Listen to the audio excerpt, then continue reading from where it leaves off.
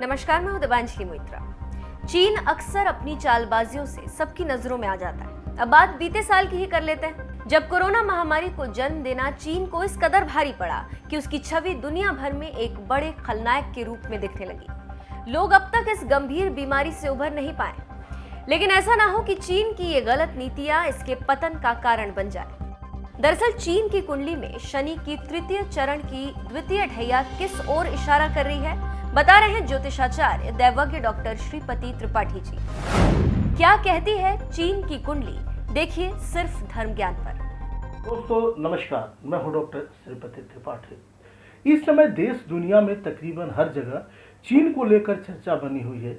एक और जहां कोरोना महामारी के लिए उसे दोषी माना जा रहा है, वहीं उसकी विस्तारवादी नीति को लेकर भी दुनिया के कई बड़े देश उसके विरुद्ध हो गए हैं। ऐसे में चीन द्वारा भारत की सीमाओं के अतिक्रमण की कोशिश ने चीन को दुनिया की नज़र में और बड़ा खलनायक बना दिया है।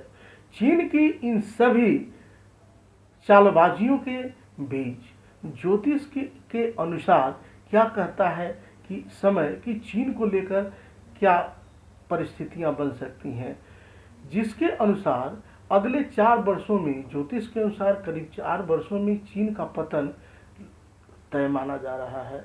ज्योतिष के जानकारों के अनुसार चीन की कुंडली में शनि के तृतीय चरण की द्वितीय ढैया 24 जनवरी 2020 से शुरू हुई, जो 17 जनवरी 2023 तक के लिए विशेष घातक और चीन के लिए विघटन का कारण बनती हुई दिख रही है।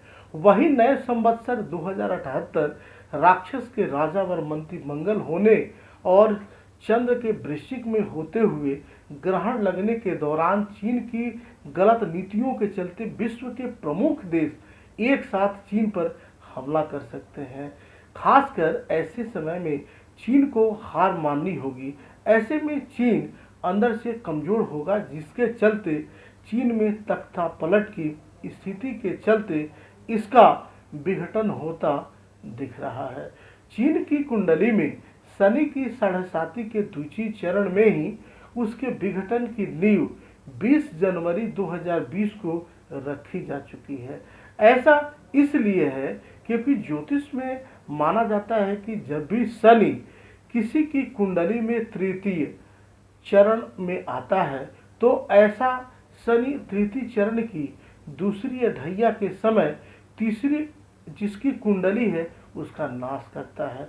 वहीं यदि तृतीय चरण की तीनों ढैया किसी भी तरीके से निकल जाती है, तो उस कुंडली का जातक लंबे आयु प्राप्त करता है।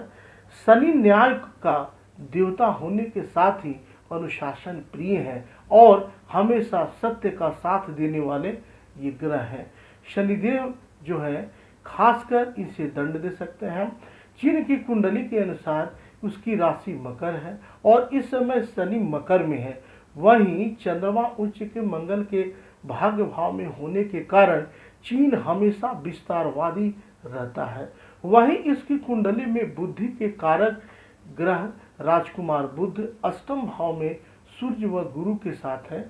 वहीं बृहस्पति की राशि में गुरु के साथ बुध होने के कारण इसे जितना फैलना था यह फैल चुका है। ऐसे में अब शनि की 7.5 के कारण अब चीन का विघटन तय माना जा रहा है और उस विघटन के तहत शनि की 7.5 के तृतीय चरण की दूसरी जो अढैया है, जो 17 जनवरी 2023 तक है, और तृतीय चरण की तृतीय अढैया 29 मार्च 2025 तक रहेगी। इसमें चीन में अस्थिरता, कष्ट, परेशानी, विघटन होगा।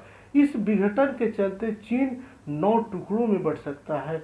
ये समय अब नज़दीक है। चीन की राशि मकर है और चीन के तृतीय चरण की द्वितीय और तृतीय अढैया में विभाजन होने का ग्रह लगभग निश्चित संकेत दे रहे हैं। शनि चतुर्थ भाव में सिंह राशि में पीड़ित है। वहीं शनि की सप्तम दृष्टि दशम में होने से चीन में शनि के तृतीय चरण की दूसरी अढैया में तख्ता पलट और विघटन का योग बनता हुआ दिख रहा है। इसके अलावा ग्रहों के अनुसार विकसित देश इस समय चीन पर कई प्रतिबंध भी लगाएंगे। वहीं जल्द ही चीन के मित्र देश भी उससे दूर हो जाएंगे। कुल मिलाकर अगर देखा जाए तो शनि के तृतीय चरण की दूसरी अढ़ैया चीन के लिए विघटन को दर्शा रही है। चीन पर चंद्रमा और उच्च के मंगल के प्रभाव उसकी नीतियों पर साफ देखने को मिलते हैं। वहीं आने वाली नई दशाओं में शनि का प्रभाव चीन पर अत्यंत भारी पड़ने वाला है। वे इस प्रकार हैं, आइए उसके बारे में बात करते हैं। 17 मार्च 2023 से पहले ग्रह तिब्बत के स्वतंत्र होने का इशारा कर रहे हैं, लेकिन यदि किन्हीं ग्रहों के कारण ये रुक भी गया तो भी मार्च 2025 तक तुला राशि के तिब्बत स्वतंत्र होने की ओर ग्रहों का साफ संकेत दिख रहा है। चीन की मेष, तुला और धनु शत्रु राशि है।